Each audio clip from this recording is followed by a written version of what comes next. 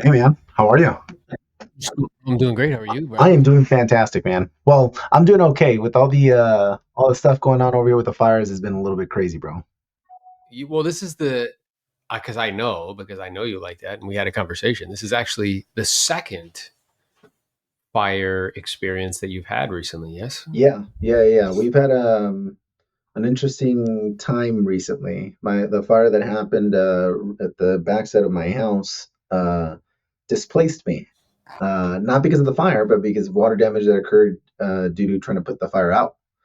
Wow. So, and you had I guess, a fire that happened, and you were notified. You also had an interesting chain of events for like a month. I think you shared Yeah, like one thing after the other. But you had this that was fire that took nuts. place, and then it displaced you because of the water to actually put the fire out. Yeah. The water. Okay, so basically, if you want to know the story, um, fire starts up in the backyard. I'm like walking out my front door, and I kind of like smell smoke, and I'm like, why does it smells like smoke really close?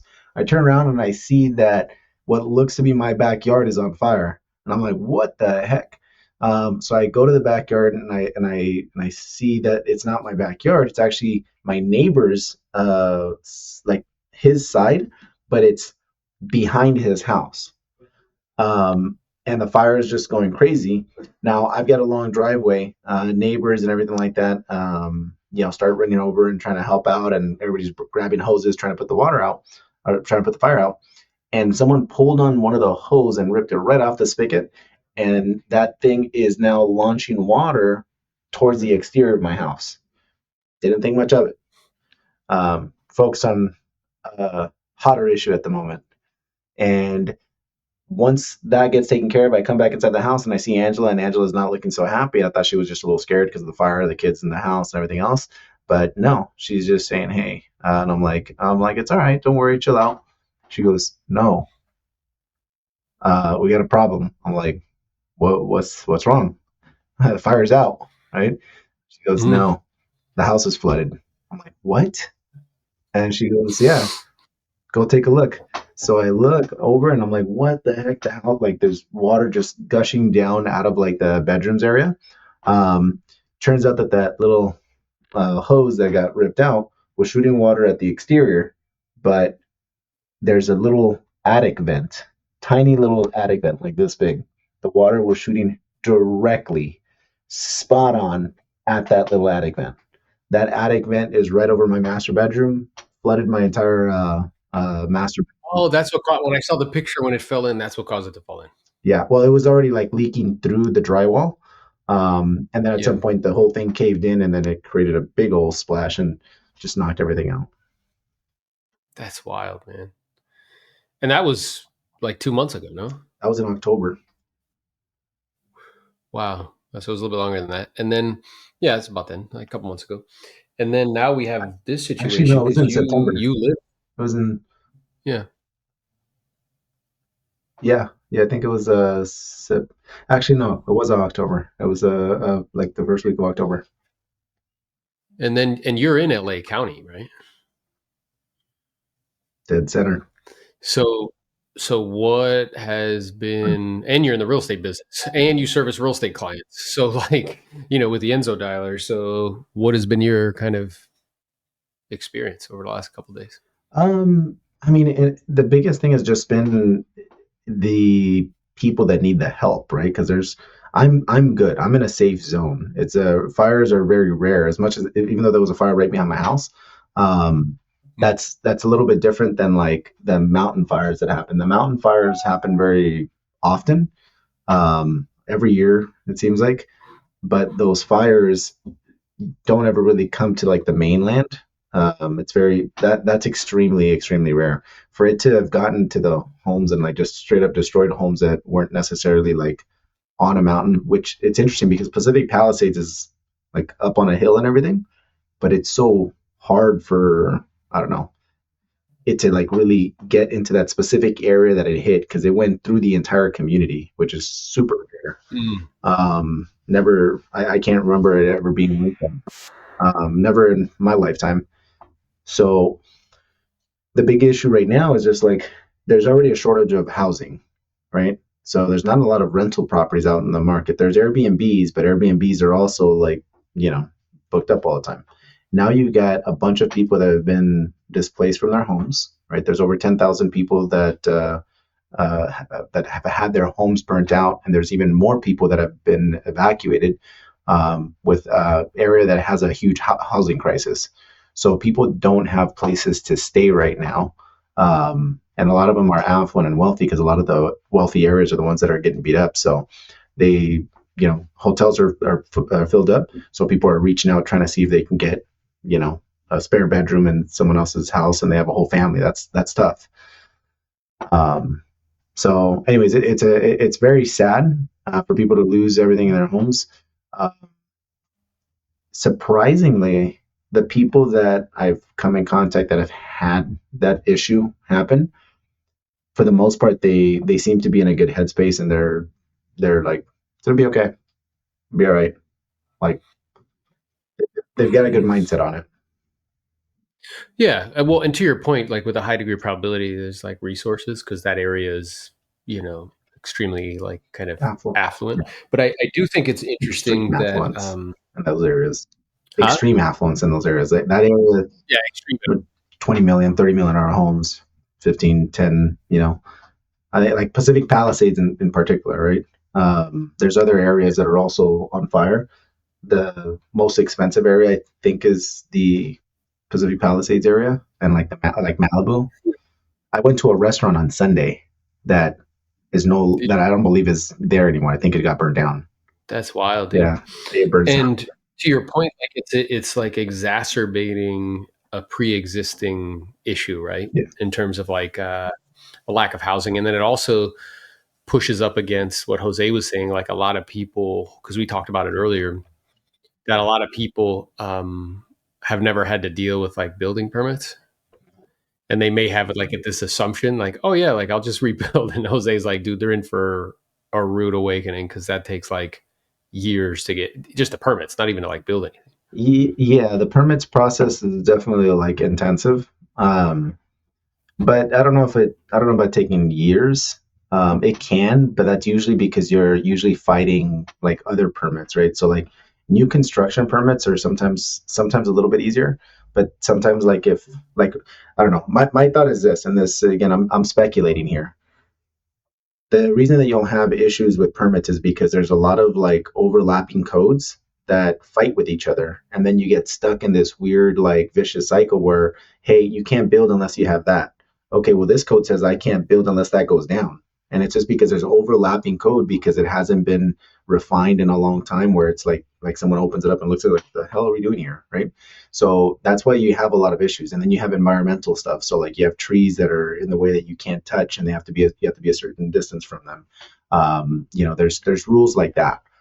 And when you're trying to work with an existing house, and let's say for example you have an existing house that used to be able to build within these lines, they can be, let's say, 3 feet from the wall. The new code says that you don't have to be 10 feet. So now you have irregular type of properties where there is different like code exemptions that you can get where you can still build in certain ways, but that's what takes a long time. Now, if you have an entire neighborhood that gets completely burned down, you don't have the trees you have to worry about. You don't have old code that you're fighting with. Everything's being built to spec for new construction. That may be actually a lot easier, potentially. So, Yeah, yeah, potentially. And I though, found Jose was saying like he feels with a high degree of probability because he's seen it like a few times now. I'm sure you've experienced it because you've lived there for a while. That he sees this like migration into his actual area because he's in between like LA and Santa Barbara, and the price differential is like enormous. yeah, Where instead of like 20 million, you can get in his marketplace something for like 5 million, and it's like yeah, it's on the sand sort of thing. Do you think? And he was saying that like he sees that, so he's like he had a home in the market, and like everybody who came through were people that were like recently kind of displaced sort of thing. And I guess what that also creates though is it just really exacerbates the lack of inventory, and then only people who have like you're saying like a lot of resources can just come in and either purchase or rent. But what happens is the cost, the purchase prices and the cost to rent goes up Yeah, well, over time because yeah. Well, I mean, it's demand, right? Like there's a lot of demand, and then the problem is that, let's say for example, right now you've got people that have been displaced. So there's 10,000 new homes that now are missing from the marketplace, which means that there's 10,000 new tenants that now need a place, right? So if there's mm, 10,000 new tenants, there was already an issue with housing. And then housing typically tends to make more sense sometimes on Airbnb for a lot of landlords because you don't have to work with the very tough tenant laws that we have here in California. um, there's already a very big shortage of housing. So now, if everybody's going to Airbnb, it's the same thing. It's like you also have laws that are against a lot of Airbnb stays. So there's a lot of different things that like come to light that now need to get like I think looked at because of how terrible the state really is ran in so many different ways, right? Like there's so much overlapping code. There's old code. There's stuff that literally like you have to like just kind of everything needs to be reviewed again, right? Like how the entire state's being run, from codes to like the brush, right? Like the budgets, all that stuff needs to be thrown out and then start over again. And this is just an example of it. yeah, and I think that because me and Jose kind of drifted into that conversation, and he was like, "What do you think?" And I was like, "Well, I think a lot of what I'm seeing in terms of people talking about like mismanagement and all that, and I think that it seems to be anyway from a distance. I don't know. You would know better than me. That it seems to be that that's certainly a contributing factor. But they're talking about like dealing with the symptoms, but not the actual cause. And the cause is something that we don't really have complete control over because it's like weather patterns and wind and like climate and like things of that nature, what I'm saying? So we don't have like control over that. But I think we also, we want to live where we want to Well, no, I live. mean, like But it seems I like, heard something that I think made a lot of sense. If it's predictable, it's preventable. Wind is not a surprise. We get the same winds every single friggin' year. It's literally it's no different. The fires, right? Like it gets really dry, dude. California is a dry state, right? We got like no humidity. That's predictable, so that means it can be preventable. And then you also have the brush, right? All the brush that builds up, maintenance would clean that stuff up. And then California makes a ton of money, right? If there's any state that can fix that type of issue, it's California. But California will get in its own way to fix a lot of things. So if it's yeah. predictable, Well, it's and preventable. it's yeah, that's interesting. And I think what I kind of deduced to Jose was like I hear you. I think what's also true, like, and that's from like a kind of like a government kind of perspective in terms of like state government and helping to prevent things. I think what's also interesting is it seems to me anyway, because our states, we were having this playful conversation about like, hey, why don't you come to Florida, bro? And we could play pickleball together and hang out all the time. And you were like, bro, you guys get hurricanes all the time. And I was like, Angel, like, do you know where you live, bro? We had that conversation last week. Yeah. And I'm Yeah, like, it was literally last week, yeah, and I was like, "Bro, are you serious right now? Like, don't you know where you live?" yeah. You guys get And earthquakes and fires. And I'm like, yeah, hardly dude. ever. The whole thing is blowing up Yeah, right now. so yeah, dude. So like, it seems to be, and I shared with Jose this story where I uh, I was on like the west coast of Florida. I had booked a trip actually, and it was like a short term, like an Airbnb, but it was like 3 weeks before this big hurricane hit the west coast of Florida. I'm on the east coast of Florida, and but because of like Airbnb and their policies or whatever, like they wouldn't let me like cancel it. They just, hey, give us some time to like get stuff cleaned up and then you can come. So like a month later we came. But while I was there, I looked at Carla and I'm like, I feel like we shouldn't be here because like it was just like devastated, like the area, right? And I had this like awareness. I'm walking on the beach and I'm watching these like like these homes that are right on the sand, just blown out, like destroyed. And I was like, wow, like what you're watching is a different form of gentrification, which is like even within It's- socioeconomic statuses, like yeah, like even what you said, you were like, no, we're not talking about like affluent. We're talking about like uber affluence, like the 0.0001%, right? So in the because we as humans we seem to be drawn, to those areas or to nice weather or to, like, views of mountains or views of the ocean. And I said to Carl, I'm like, yeah, what's going to happen here is all of these properties are going to have to be rebuilt, but rebuilt like 15 feet off the ground, like with on stilts. And for like all of the mom and pops who have owned for like 25 years, or and they might be, they're, let's say, they're just like in that strata of wealth. They might be just like a, kind of a lower strata of wealth. Uh, they can't afford to do that. And they can't afford to keep up with the expenses and the insurance and all that stuff that's required. So as a result, what's going to happen is that 0.001% will come in. What's up, Trevor? Will come in. They'll knock down or buy and then put it on stilts. And it's either that or corporations that'll end up renting them out. I mean, that's really what it seems to be like coming to the surface, based on, whether it's climate or whatever, that is becoming where it's no longer manageable for people that are probably wealthy but not uber wealthy to be able to afford to live in those areas. Yeah.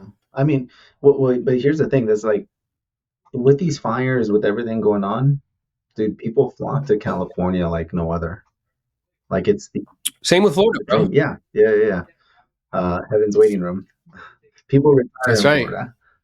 You're starting to see a little bit like younger people like start flocking to for Yeah, because they're starting to like that they can do what they want in yeah. Florida. But in California, it's like you have it's like all right. So Florida gets a lot of people.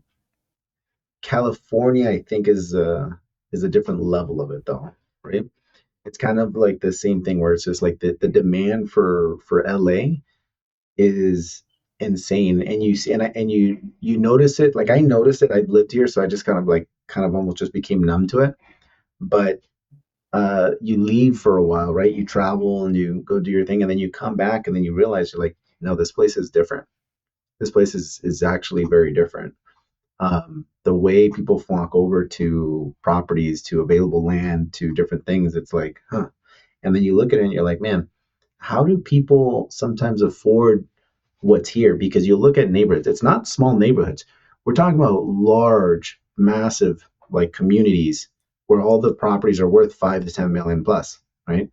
And they're everywhere. It's not like one community. It's like they're dude, it's all over LA, right? And then you think about it, you're like, man, I'm a bum, right? Like you look at it, I'm like, dude, $5 to 10 million homes. You're like, what am I doing in my life, Yeah. bro? But no, but then it just reminds you, it's like, huh, that's a completely different just world that like California and Los Angeles is a different world where it's the world of of high affluence, right? And then there's still the rest of LA where it's not as affluent, right? But it's two completely almost like different worlds. But even the not so affluent, you take that anywhere else in the country, you would be considered very affluent, right? Like Yeah, because I mean, even in like Jose's, I'm curious in your marketplace, because even in Jose's market, his average like entry level 1980s 90s rancher is like 750 $800,000. yeah, dude, the bad neighborhoods are 750 to 800,000 bucks in my market, right? Like that's a bad home. That's like, Yeah. ooh, you live in that neighborhood? Like that's That's that, I'm right, but like what I'm aware of is it's I'm just aware like it seems to be not sustainable.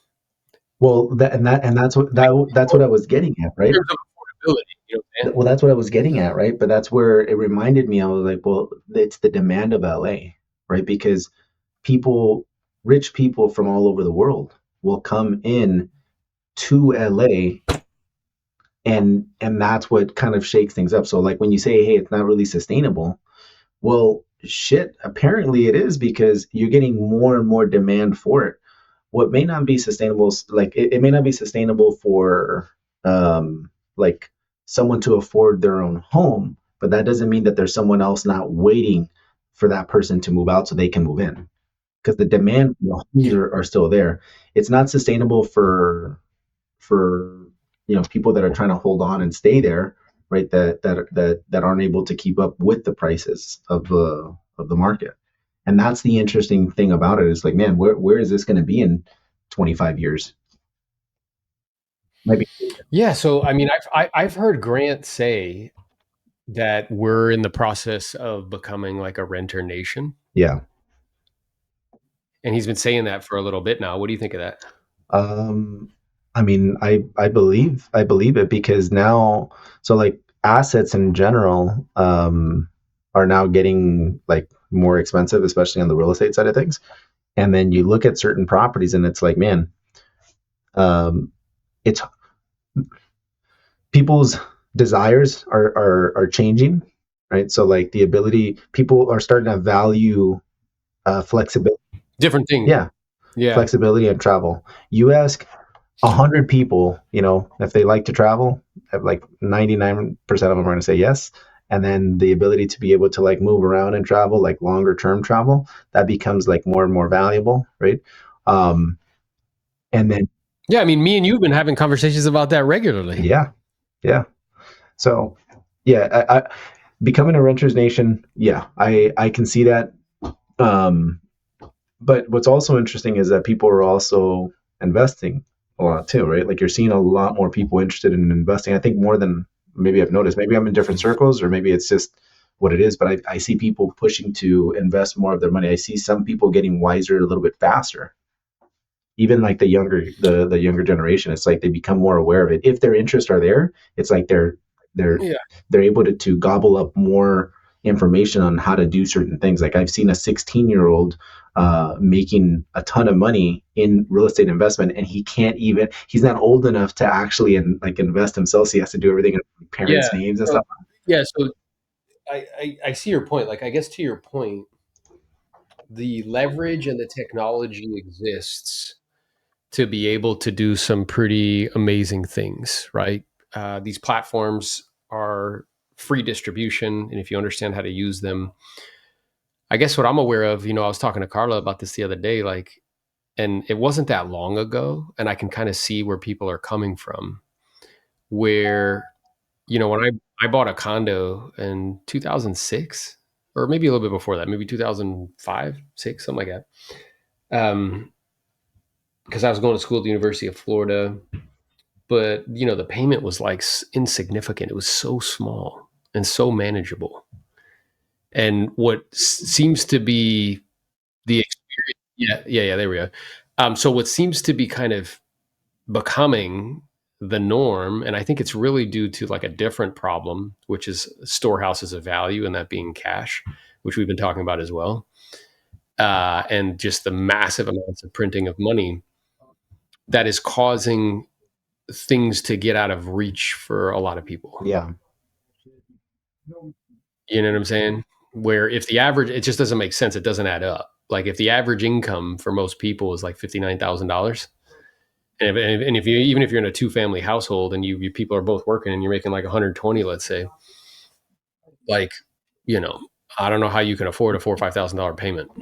yeah. Well, that's the interesting thing, right? Like, so what what I'm seeing, at least in LA, that I think is kind of interesting, is that you're seeing people for a long time they've been doing like the ADUs, right? And that kind of also changed the market up a little bit. Not a little bit. Yeah, well, and that allows it. I mean, we had this conversation, with regards to like you, like if you own a home and you have an ADU on it, that allows you to offset what we're talking about Right.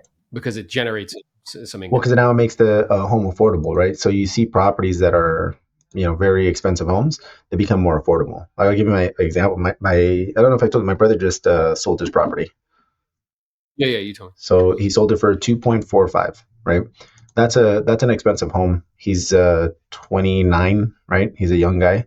Um, Come on, and it's ridiculous. yeah. But you think about like how the hell does he afford that, right? Well, makes good income, but in general, that's still a big payment, right?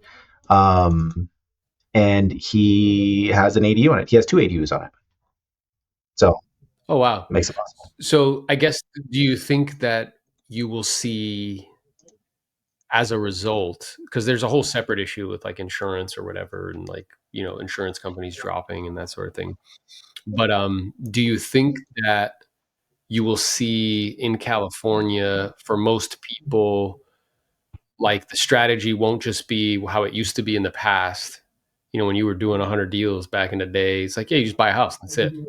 Where now it'll be like, no, no, no. Here's the plan. We buy the house and we put an ADU on it, or we buy something with an ADU, and that's the requirement in order to make this affordable for you. Everybody, it depends on everybody's financial status, right? Like some people, and it depends on what they value, right? Like right now, like going back to that example, right? A payment for a house at 2.45. First thing is you have to have $500,000 in cash. That's the down payment, right? So you give up $500,000 in cash for a down payment, and then you have a payment of $14,000 a month.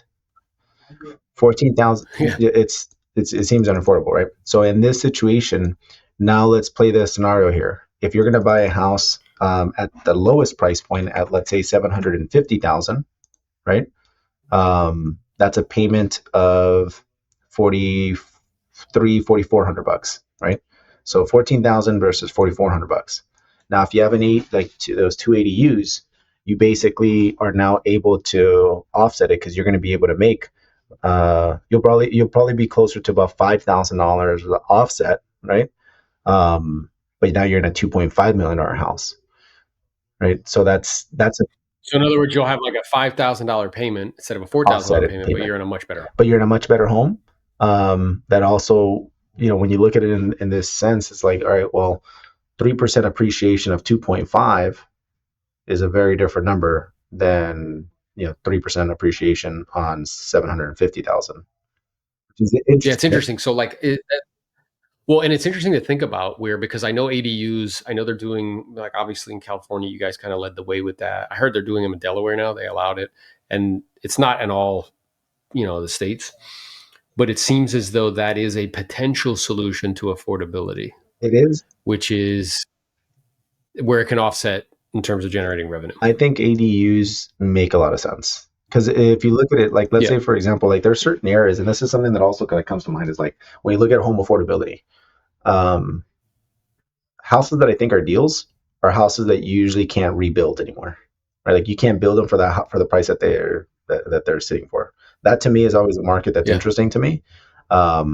If I bought this house at this price, am I getting a deal? Like if I have to rebuild this exact same house and I have to buy the land and then and pay for the construction on that house, am I actually paying more for a brand new built home than I would to buy this existing home? That to me says like, hey, okay, so this is an affordable area, very affordable. That might be a good investment property, like for rental purposes and so on, right? In California, you really don't have too much available land that's in a lot of urban areas. Like it's usually going to be mountainside or it goes over a mountain to where now you get more like flat desert. But in the areas that are still urban, you usually have to build another unit for it to make sense. Now, the cost of the land in California is what's really expensive. The cost of construction in comparison to land now is low. Construction cost is high in general. But when you put it into perspective, you can build, let's say, an ADU for $200,000 or $300,000, and that ADU can pay you, $5,000-$6,000 a month in rent. So it starts to make sense. So you start looking at these numbers and saying, okay, cool. Well, you now need to. It's not a lot for a lot of people when they're looking to buy a home. It's more than, hey, can I just afford the home, right? Because if you look at the average income in California, it's like, let's say 70,000. That's you really can't afford a home in most areas with that, like based off of regular like mortgage rates and stuff, right? Because you pay your taxes, then your actual net dollar income that you get left with at the end of the day, you still have to pay for food, you still have to pay for groceries, you still have to pay for everything that you need to pay for. So now you're left with a situation where you now need to figure out how you can afford a house. You get priced right out. So you're starting to see a lot of people get smart with it. You get a house, build an ADU, and then they're able to like tack on some equity because it's almost like flipping any home because you've added like an immense amount of value, and then It's interesting. So I never would have thought about that before. It's actually a way to it's like because we think about value add only in like multifamily projects where you're going to add value, but it is a value add. It's just on a single family residential home. And I was sharing with somebody like when we watched, and you were a part of that in the sense that like you were doing that for a little bit, where these very large institutional investors, essentially, let's call them, were buying single family residential homes hand over fist. And what I was sharing with people was like, yo, we're living through the institutionalization of the single family residential home, where, like big apartment buildings, only like something crazy, like 5% of those buildings are owned by individuals. The rest are owned by institutions. And so that's an institutional space. You know what I'm saying? But we were watching for a little bit where they were gobbling them up hands over fist and became like, there's multiple companies that own like 100,000 homes or something like that, is the institutionalization of homes. So it's like a home in the traditional sense and the way people traditionally used to think about it. It's beginning to morph due to external circumstances, due to inflation, where no longer can someone kind of be unsophisticated in the sense of like, yeah, we're just going to buy a home and live there. Unless you have a whole bunch of money and like it doesn't even matter. You have to be much more thoughtful, much more strategic, and be like, well, how could I offset this? How could I do a value add on this property? How could I? Um, wow, Trevor says in where he lives, bro, entry level is 350K Yeah. in Ogden and in Utah. Yeah, of course, And bro. You live in like Utah, dude. in LA, dude, the area that's Does that considered make sense? What I affordable. just said, though, Adrian? Uh, Does that make sense? yeah, basically, like we're living in the era of like institutionalizing single families. Like, Yeah, and that you can no longer think about it in a traditional sense. Like I'm going to buy a yes, home and like we're just going to live there well, and it'll be fine. Like but no, you have to be much more financially savvy with it. I think that's our world right now because of where we're at, right? Yeah. Um, but that's not necessarily the case in, let's say, Ohio, for example, right? In Ohio, it may look very different, right? Because yes, institutions are still interested in Ohio for sure, but you don't have to necessarily think to that degree when it comes to Ohio, right? Like you don't have to think about it. Oh, I need to build another unit on it, right? For us, if you're in the LA area, then yeah, like 750, 800, like that'll get you a fixer upper, right? Yeah. And now you have to be more savvy about how you're buying something and so on, right? Nobody nobody that buys their home that's at 750 in our market says, "Oh, this is my forever home." You just don't hear that. Nobody. Everybody's like, "It's an entry level home. This is where I'm going to get started." Right? Which is insane. Yeah. And then sometimes people feel. Uh, sometimes people will say like, "This will be my forever home" and stuff like that, but it's like it's usually not at the 750 price point. Yeah, Bruno's saying the same thing. He's like, yeah, entry level. If that's Bruno, who I think it is in his picture. He's in Hoboken, and like that's what it is. It's like entry level is like 750, like 800. It's just it's expensive. Yeah, like where So people go for I more think what's affordability is like Ventura yeah, County, Riverside County, San Bernardino County, or I Antelope get it. Valley. Oh, Like yeah, so Jose is where they're going for for affordability. more affordability, yeah, yeah, Yeah, I get yeah, it. So I mean, what he's saying, I think, is accurate, and he's seeing it where he'll receive a lot of the kind of there'll be a wave of people who go there just for getting um, similar to what they had previously for much less expensive. But eventually, what will happen is his area will get much more expensive over time. I think it leads to like this thing where, as agents, or even as ourselves, so there's two kind of conversations. One is as an individual, what do I need to be doing? Yeah. Um, the second is as a kind of guide who's guiding people in these financial decisions. How can I be equipping them with all the information they need so they can make decisions that would serve them long term? Because I think what I'm kind of what something that popped out to me in this conversation, which I think we kind of know, but it really like just made it solidified it is like home ownership as we know it is it's not the same as it used to be. Where it used to be, you bought a house and like you didn't have to think about anything. And it was like, all right, this is gonna be cool. Yeah. And that's not it's requiring, I think, with a lot of things that have taken place, whether it be, you know, um, individuals really being responsible for their own retirement, essentially, Yeah. where you move from defined benefit plans to 401ks, which is a contribution and you're not guaranteed to get a certain amount. It's based on how much you contribute and whatever the marketplace does.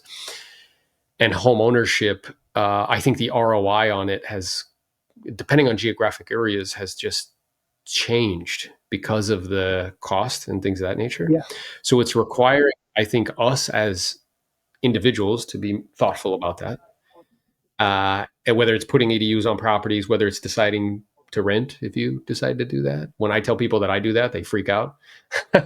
Well, you're also in a Whether space it's in like real estate, right? Like if you say that to people in the stock world, they're like, "Oh yeah, that makes total sense," and yeah, that's I made sense for a know. long time. But you talk to people in, Yeah, or anybody like on Wall Street, they'll be like, "Oh yeah, it makes yeah, sense." oh yeah, of course you are, yeah. Why wouldn't you? Yeah, But yeah. Why would you ever do anything different? but it's just the world that we live in, right? So we have a lot of our beliefs and stuff that are often, not often, like almost always influenced by our surroundings. We're in the real estate industry, so you get a lot of pushback on that, and that can be an argument, right? That's like talking religion with certain people sometimes. It is. Um, Yeah, it's very much so. It is a sacred cow. yeah, It's like it's very charged for people. yeah, So it's just really kind of because there's other avenues because we think like, oh, I just got to like sell somebody a house that they can live in. Nah, dude, you could sell them a portfolio. You could sell them properties that they purchase with the intention on producing cash. Because when Grant says like, living where you or renting where you live and owning where you can rent, like when he says that initially, I think to like the uninitiated mind, or perhaps like, if I'm still thinking with the sacred cows, that's like, that's ridiculous. well, At the same time, there's a lot to it though. what I, yeah, There's yeah, a lot to that too, because if you from I believe this is true because I believe he mentioned this a few times. He does own his property, like where he stays at right now, but he's a tenant in his property, which is different, right? But it's basically seeing it as a rental. He he made like his corporation owns it. He rents from his yeah, corporation. yeah. So, but what he would also say is like, it's long term, uh, like it's a luxury and you should really be building assets that produce income for an extended period of time uh, prior to even considering doing something like that, which again, for most people, that's a completely different way of thinking. So it's not saying like, don't buy real estate. Yeah, buy it. It's a great hedge against inflation. He says he's basically saying There's all different tax. basically all he's saying is a home is not an investment. An investment is an investment. An Yes. investment can be a home, Yeah. but you have to identify what is this. He didn't buy himself a home. He bought himself an investment that just happens to work well as a home. That's different. Because if you're buying an investment, Yeah. it's entirely like, all right, this thing is gonna go up, and then you're like that's the primary objective. Well, and he waited until he had enough cash flow from like buildings that he had purchased, like apartment buildings, to where the purchase of a home is like it's insignificant. It like doesn't Well, really matter that much. like everything, because like there is no never, there is no always, right? And you have to look at it in the sense of like, all right, how am I making sense of this, right? Because there is always going to be a time where owning it can make more sense as well, right? Because Yeah. let's say, for example, what is your return on your equity? If you have your equity like just cash, right? The goal is to be able to move, like to have that money invested, so it's bringing money in. Now, if you have, let's say, X amount of dollars and it's not making you money, then that becomes a problem.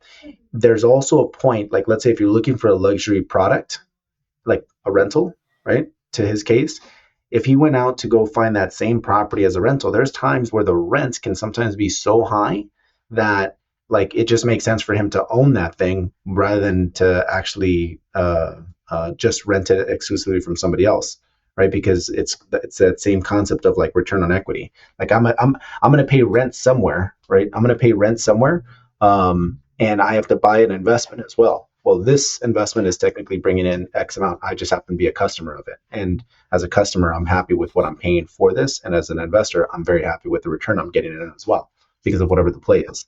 Yeah. But there is a turning point, Yeah. right? Yeah. Yeah, and it's something to be monitored. And I think, well, and it's interesting because I agree with you that like two things can be true at the same time. Yeah. I think Some that's things are almost more the true case. than Yeah. something else.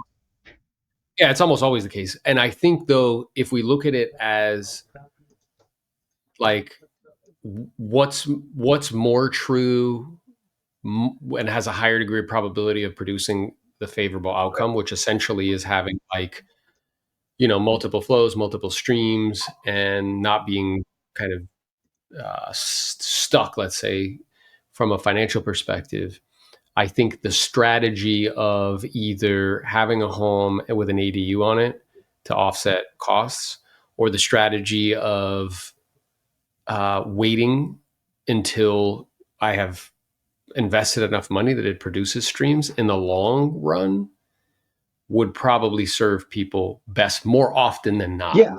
There's going to be like variables in there, but like more often than not, that would probably serve people better. Yeah, 100%. And then like this is another way, like another thing to keep in mind, right? Like if I was starting all over right now, all over again, and I'm trying to Yep. like build out my net worth and make smart decisions, I would totally look for a property that's a total beater, right?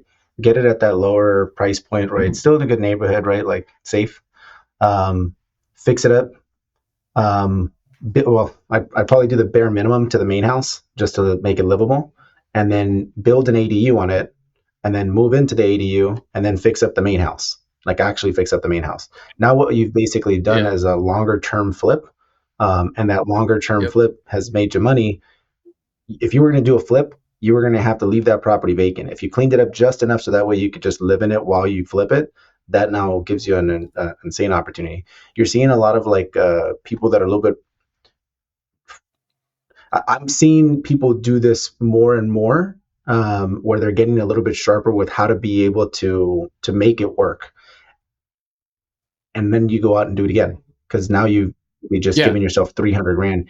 You have everything working towards you in that sense. And if you would have gone to go rent something, you're going to pay more to rent something and have that investment, and or you're going to get something that's probably going to be pretty similar to this to be like to just rent it, right? Like if you're going to be staying in an ADU, if you rent it out to somebody else, you might as well rent it to yourself because you were going to go rent something else that was going to be similar to it, but now you can keep maintaining your investment and flip that thing. Yeah. And I think it's just a reframing, right? So, like, I think that the kind of plan or the blueprint was different based on the conditions, based on context. So, I think context is like really important. So, 50 years ago, even 60 years ago, when our money was actually tied to something, which prevented its amount of supply from going up dramatically, which ultimately leads to inflation. The thinking is like, yeah, you just go get a job, which is one stream of income, and then you go buy a house. And that's fine. And that one stream of income should be like sufficient, should be good. Well, what I'm aware of is that does not exist anymore. Like it just doesn't. But to your point where you're like, yeah, they're becoming like a little bit more sharp with it. Well, it's this like awareness that I think the way that we used to think about it and the way we used to fund it, that thinking needs to change. Instead of it being like, oh, I need to go get some specialized knowledge and some stream of income or salary that will allow me to afford it, it's like, perhaps that's part of the equation. But the other part of the equation is you need to get a little bit more savvy with regards to how to generate income separate from the income that you earn to be able to make this work. And that's just a different thinking. Cause like, in home seminars across the country, I don't think anybody's like, like teaching that, or even like government programs where people get, like a down payment assistance or something like that. They're not sitting them down being like, yo, just so you know, your mental map that you're following, that was for like 50 years ago. You Well, need to start but thinking about this differently. here's the thing though, right? Like, I feel like change is inevitable. There's always going to be change. And I have faith in Yeah. like like humanity that we'll be able to adapt to any changes with enough time, right? And what we're talking about as far as like getting priced out of a marketplace or having like any of these types of issues, all that stuff, like humans are very, very crafty, right? If you look at civilizations and stuff like that, they figure some crazy shit out. And this, It's true over over time. time, this is no different. Like it's no different, regardless of whatever happens. It's like people do adapt, right? Like they really do adapt. Some people do definitely get left behind when they keep their eyes closed and they get run over like they get hit with a bus, right?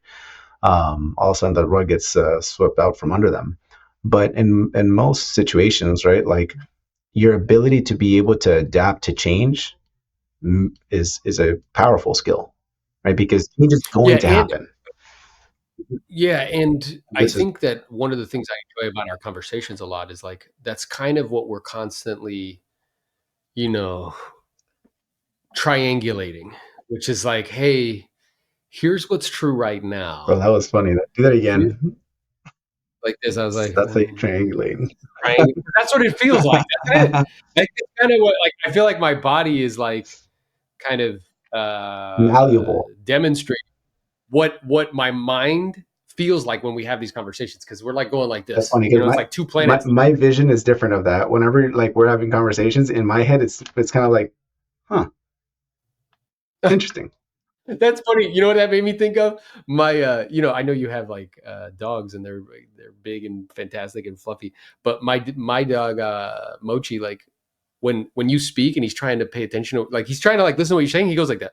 Yeah, Huh? that's literally yeah. I have What'd you say? yeah, I have dog like Yeah, but tendencies. yeah, but that's what we're doing, where we're trying to triangulate ideas and saying like, what are the patterns? How are things changing? And how do I need to pivot because we're both responsible for like, a bunch of people and saying like, hey, how do I need to pivot or what do I need to be learning to position myself to make sure that I will be well positioned for the change that is inevitably coming. Well, so that's the thing, right? So like being able to identify change is a skill, right? Being able to identify change well before it happens, that right Yeah. there is like telling the future. The better you are at that, the more successful you have a chance of being, right? And that's an example like that. Yeah. That is Elon Musk all the way. His ability to know, hey, we're running right off of a cliff. I need to go start building civilization on Mars, right? Like Well, I feel like what he does and the way that I've had it explained is I think Tony Robbins says like first, like what Elon does is he creates patterns. So that's like you see something nobody sees, like 10 years in advance. Like 10 years ago when he was like, yo, 15 years ago, everybody's going to be driving electric cars. Everybody's like, get out of here, bro. That's ridiculous. it's Or like vision, Steve Jobs. being Yeah. able to Or when Steve execution. Jobs.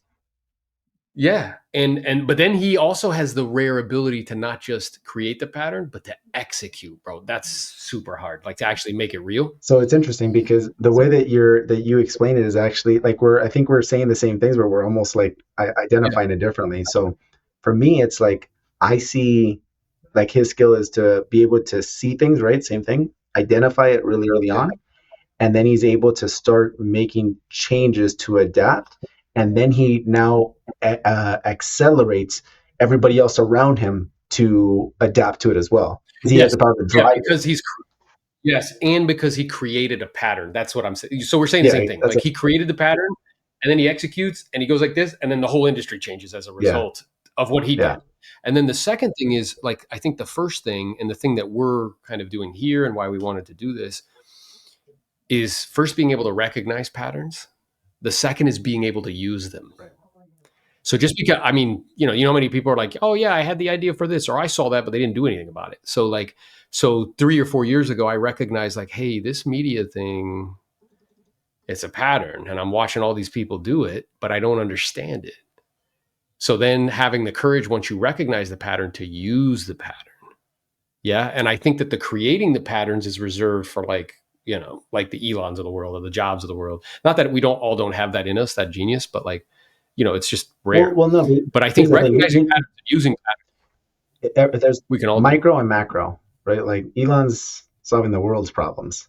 You just need to fix your Yeah, yeah. humanity problem. Like Yeah, yeah, yeah. for us normal folk, For us humans, not these people trying to go back to Mars, um, or aliens trying to go back to Mars.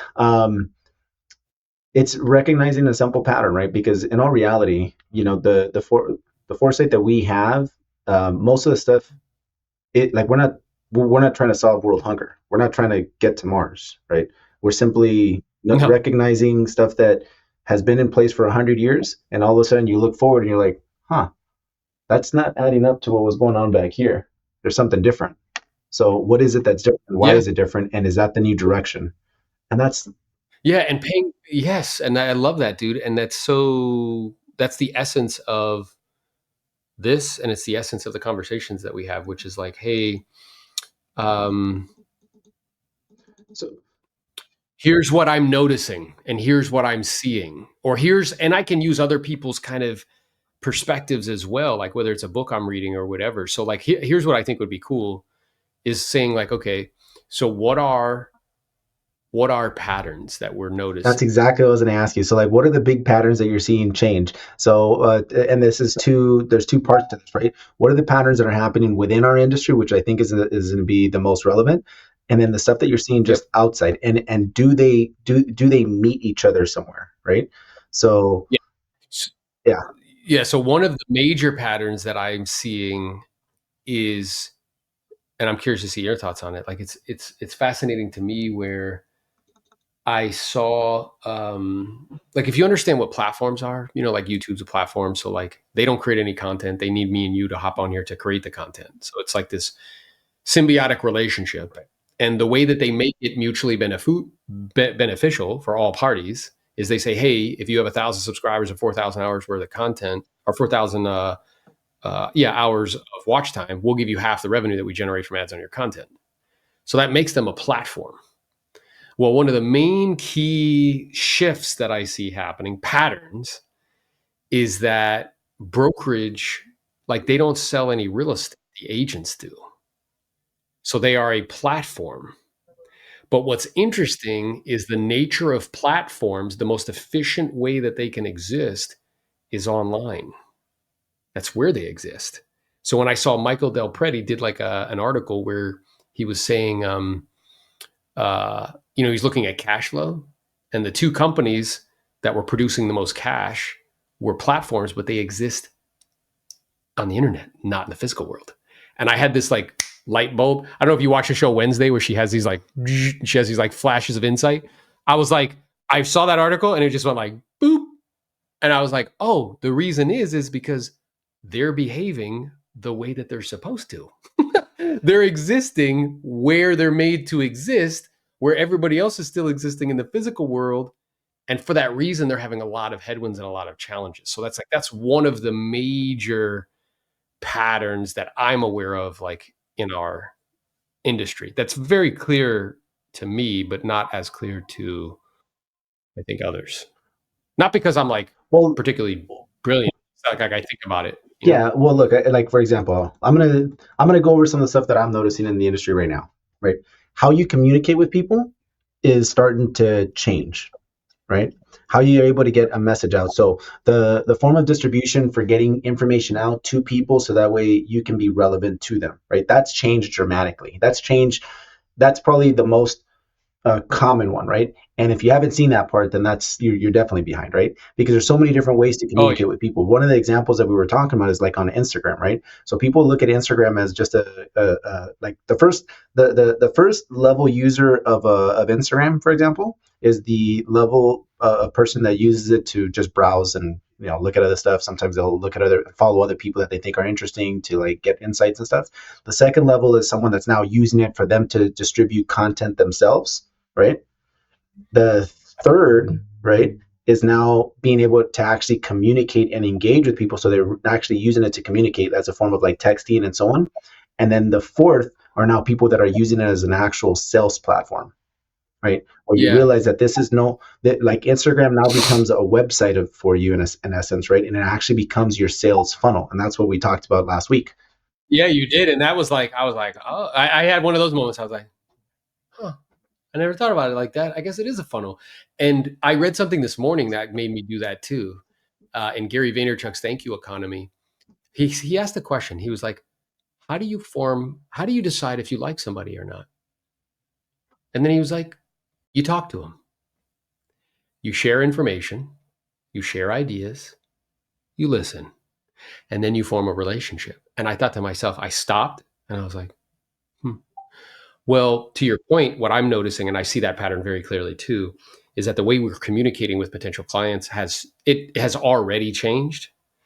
But I said, wait a minute, like these platforms allow me to send myself in the digital form to go talk to thousands of people, if not millions of people. And then I can share some ideas, I can share some thoughts, and then we can form a para social relationship with each other. And then you'll reach out to me because you see me as a guide to help you to solve your problem. Like that's how, and if you don't see that that is happening right now, you're like There's living. Yeah, there's different things going on, like with how things adapt, right? Like an interesting way to also look at it, right, and to kind of like audit and check if this is true is like how often do you send somebody, like call somebody and they don't answer the phone anymore because everything adapted to text message, right? Yep. Yep. And then all of a sudden you got text messages that's now being taken over, right, or merging it to some extent with Instagram. I get just as many Instagram messages as I get text messages now, right? Same. You know, and it's funny you say that because when I was spending time with Ryan Pineda, he told me, he was like, him and his team said to me, Instagram is actually a communication Yeah, tool. And I was like, okay, I never thought, you don't think about it that way. I'm like, well, what do you mean? He's like, well, think about it. He said what you said. You actually send more DMs. It's probably the same as you do like SMS or text messaging or WhatsApp. right. It's actually a communication tool. And not only that, but it comes with a more intuitive business card, right? Which is their profile. Because you get in 5 seconds, you know who they are, right? A text message takes a little bit more time. I don't know anything about their personality, their interests, no nothing. I can't. It's harder to relate with them, but Instagram does that a lot better, right? Because you're able to identify the type of person that you're reaching out to some extent, right? So, To like some to add extent. another, Now, if you're an agent and you're only doing one-dimensional pictures of properties that you've listed, Inso's also a dating app. yeah, come on, Roy. Hey, that's a different type of prospecting, brother. Yeah. That's a whole different episode. You know what I'm Yeah, saying? I didn't even need to jump Um, into your profile to know what's up. Let's get. that's funny, dude. So, but yeah, like if you don't understand that that's a pattern, then what you're doing is with a high degree of probability is one-dimensional stuff on that profile. And you're also not, you're making yourself the hero and showing people what you're eating and working out or whatever, and you're not showing them how you could be a guide to help them to solve their problems. And that's why you're not generating leads that way. That's why you're not communicating with people. Yeah. It's more like a strategic. Look, most of it comes back to awareness, right? Like I think back to a lot of our calls that we used to have, 5, 6, 7 years ago now, where the whole key was awareness, right? Where's your spotlight of awareness? Well, awareness is in just understanding that things are changing and that things are becoming more acceptable. It was not business appropriate to send someone an Instagram message to be able to do business with them, right? Like that wasn't the thing back then, right? That was almost like, no, call me, right? Now it's Yeah. like people prefer a text message. Sometimes people prefer Instagram, and sometimes they're not even acknowledging or becoming aware of why. Well, it's because you're able to know who the hell you're able to identify people very quickly. When people reach out to me or like people come up to me, I'm noticing that it's now split between like, oh, are you on Instagram? People used to ask me for my phone number and stuff like that. Like, oh, are you on Instagram? Yeah. Or are you on Facebook? Right? Let me follow you, or let me get like, let's stay in touch. Staying in touch is now coming in different formats, right? And WhatsApp. That's interesting.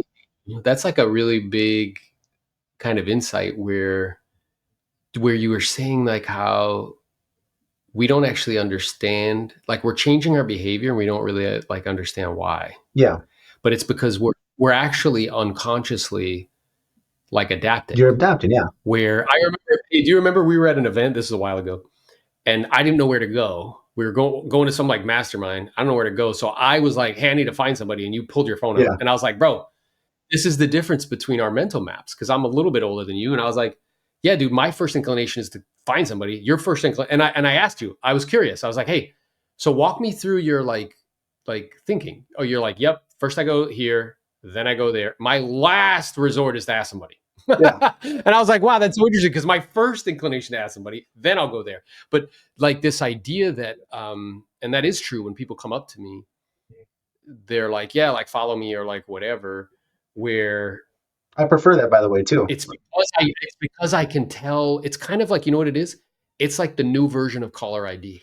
It's a much better caller ID, and it's what I'm saying, like it's advanced. You can make a phone call through it, but the thing is that you have a better way of remembering people, right? Like if you connect with someone, like just think about the quality difference. You ever like talk to someone, you had a good conversation with them, and then you guys stayed in touch, you got a phone number, and then you call them up, and then you're like, who are you again? That Yeah, yeah, happens yeah, yeah, so yeah, much yeah. more often than it happens on Instagram. I'll remember someone from freaking 10 years ago that I haven't talked to at all since, but they got the same face. A face plus the name plus the voice all help me remember somebody versus just a phone number like nine digits, right? Yeah, that's interesting. It's 10 actually digits. that's fascinating to think about where it's like it's actually like a much better, more effective form of caller ID Yeah. Yeah, yeah. Yeah. where it increases. So let's say you've been so let's say somebody's been consuming content.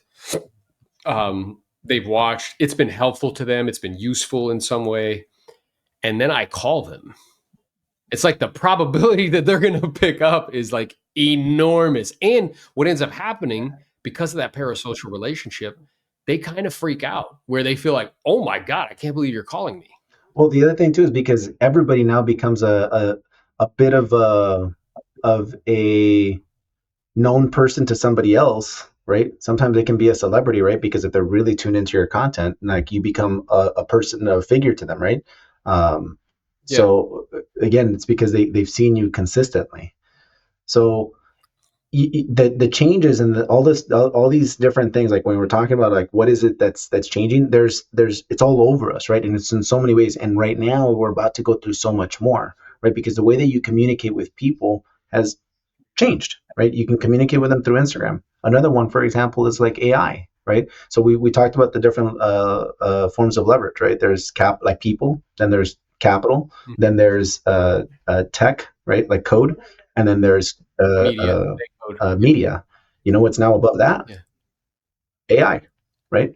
AI is now Mm, even above that because it's able to leverage all of those, right? Like it's able it now can fit into all of them. It's yeah. absolutely insane, like all the different changes that we're seeing currently right now as we speak. And AI is can be used as a tool, right? Like as a really, really, really powerful tool in conversations. The most common one that you're seeing right now for sales companies is in two different things.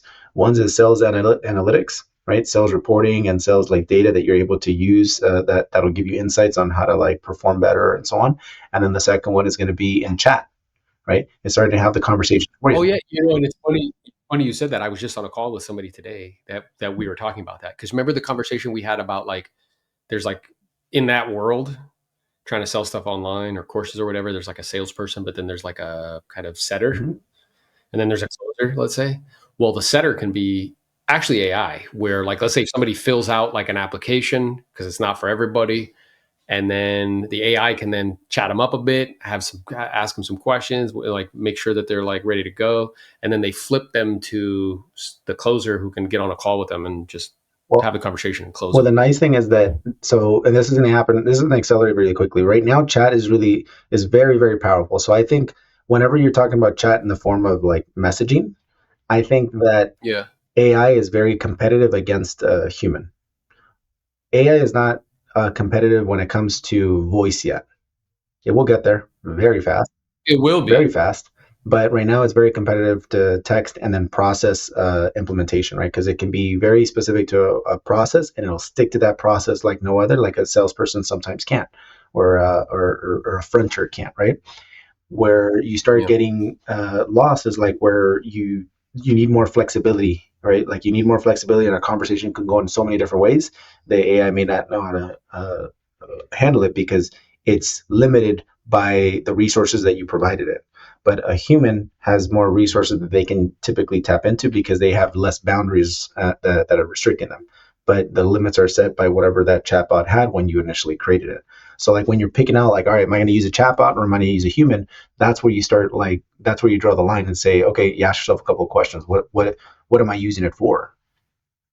yeah. But And if you're using it for, let's say, like we're saying, like just like kind of setting, yeah, that's fine. And then you could test it out and see how it works. And then you get them to the human to do the voice and, you know, perhaps video, and then just like close them. But as time progresses, that might even change as Yeah. well. And again, like there's levels to it. Like another one is just like the reporting, right? Like being able. Yeah. So, and the thing that comes to mind with what you just said, Angel, is that like, that's why it's so important to be creating, because I know the platforms, they can, remember that conversation we had about control, like they're actually in control because they could just like take you off the platforms if they want. Yeah.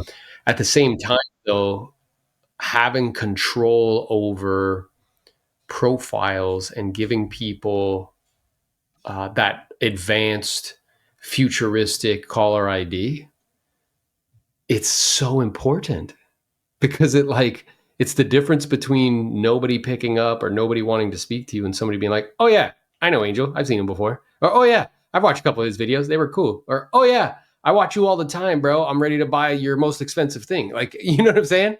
It's actually like, you know, when Novello says we live in a world of people who, not rich and poor or haves and have nots, but we live in a world of people who have leverage and people who don't. It's that. Yeah. Control, man. That conversation of control is very, very interesting. Bro, it keeps kicking around. Like after we talked about it, I was like, I keep thinking about it, like, control, bro. Like where, And this because will fill that's what Bob, everybody in, by the way, right? So anybody that's listening right now or playing this back, whatever, um, the whole conversation of control is just like I've learned in my years of business that you have to be able to maintain control in your business, and that was actually something that Grant was telling you, right? I think that's who well, told you. it was actually Bob Duggan, who's like, Okay, he's in the Forbes 400. He's worth $12 billion. He's like one of the richest guys on the all planet. right. And I happened to be in a gym with him on the cruise, and it was just me and him. Oh, that's nice. And I was like, yeah. And in my head, I was like, oh, I don't know. Like, should I tell him?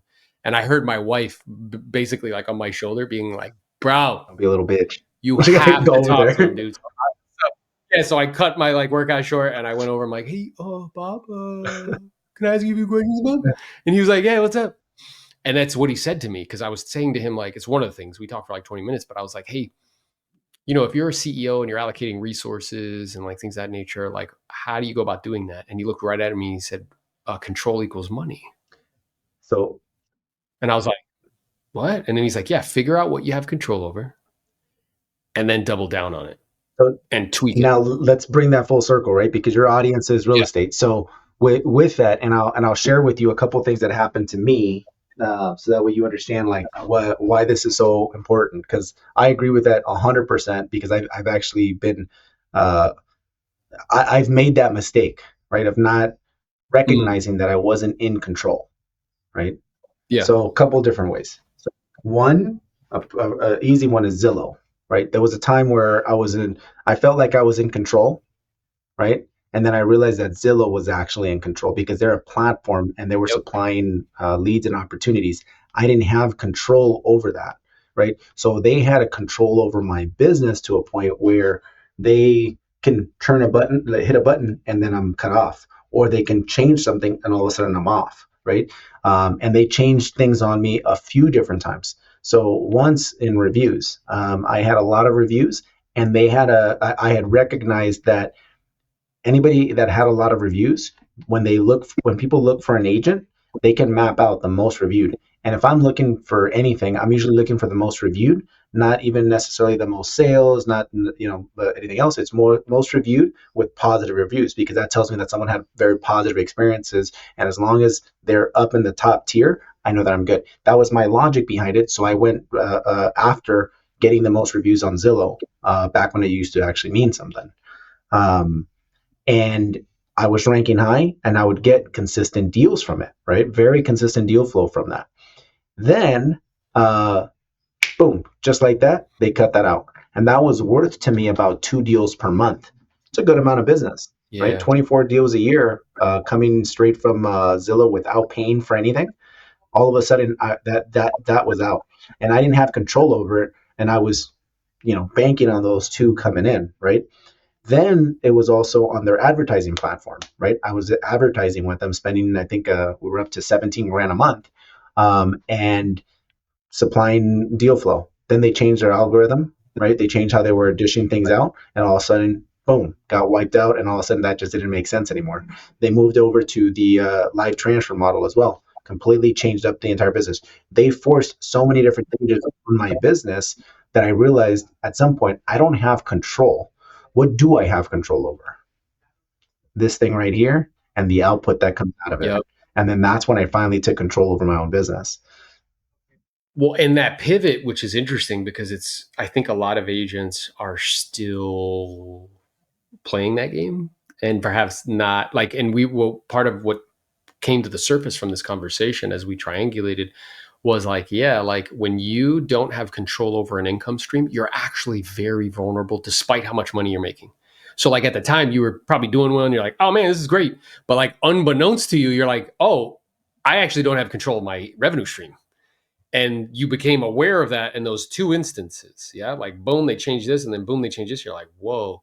Another change that's coming, which we talked about on a previous live stream, is those TCPA rule changes where they can no longer sell that lead with one opt-in to a bunch of people. It's one opt-in, and they got to tell you who they're giving it to.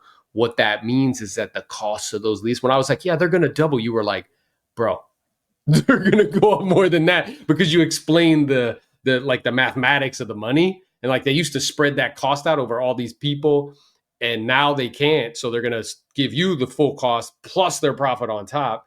So now, because if agents haven't recognized like, oh, I don't have control of this income stream, they're going to become painfully aware of it because the cost of acquisition is going to go up dramatically. Yeah, it's going to go up very, very fast too. Like it's going to happen like almost all overnight. And then that, and again, that those are the wake up calls.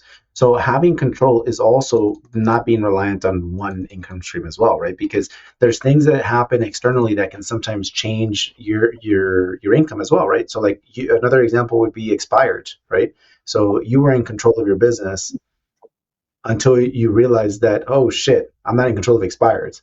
But having multiple legs to stand on, so you're never just caught where you only have one leg, that is another form Yes. of control. Because control is when you have, like when you're talking about your business, control is when you have control over your business, as in like, something can't, one small change doesn't drop you out, right?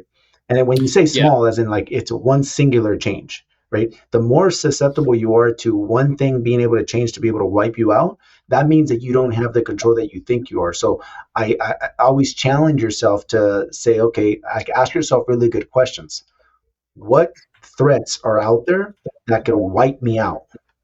Yeah. And I think this leads me to like this kind of idea of the agent of the future is that I believe that the agent of the future will understand what you just said and what we're talking about of having multiple different flows, multiple different streams of business. And what I tell people all the time is like, look, I don't want one of anything.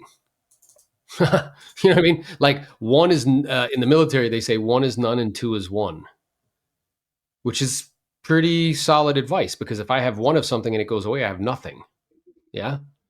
But if I have two and one goes away, then I'm okay. So this idea of that the agent of the future will be vertically integrated in the sense that they'll have multiple different lead sources that nobody's in control other than them.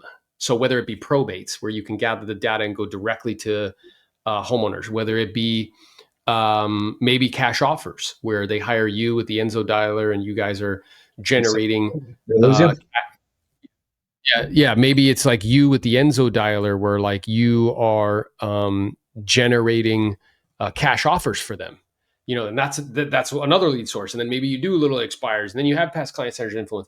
But then you're also so your business in terms of lead sources are vertically integrated that are not overly dependent on a corporation who is a public company who has an insatiable appetite for profit, and they will eventually come after yours. They will tell you that they won't.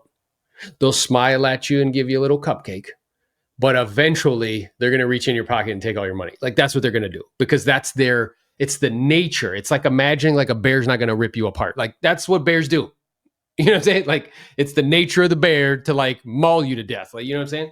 So that there, and then vertical integration, which circles back to what we were talking about before, vertical integration in terms of personally income streams. So having not only, maybe getting compensated from commissions, but also maybe some equity. Maybe there's like, like a risk opportunity. Maybe you own some properties. Maybe you have, a short-term rental. Maybe you own an AD, like whatever it is. But all of these things, by actually doing that, you make yourself kind of anti-fragile,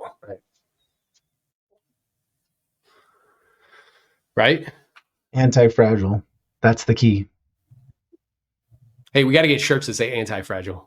I Control. love that, dude. I love Control. it. Yeah. Hey, bro. So, or control. I love that too. And I'm really excited because I get to hang out with you soon. Like, you're actually going to be in Florida in February at the Do More Deal Summit. I just dropped the link.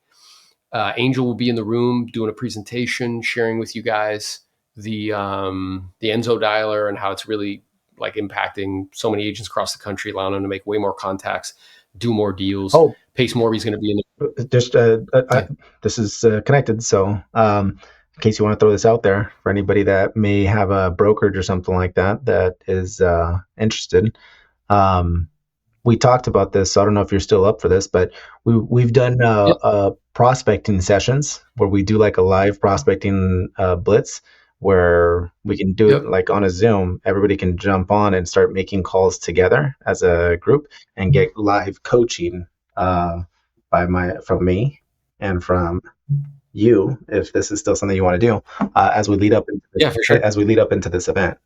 So I don't know if that's Yeah, I something you love still that. want So to do. if that's something you guys have interested in, just DM me. But definitely participate in some form or fashion. We would love to see you at the event. If you do come to the event, come up to me and Angel and say what's up. And just don't wrestle him because he knows some moves. I made that mistake a while back. So I appreciate you, brother, and I look forward to reconnecting next All week. right, take care.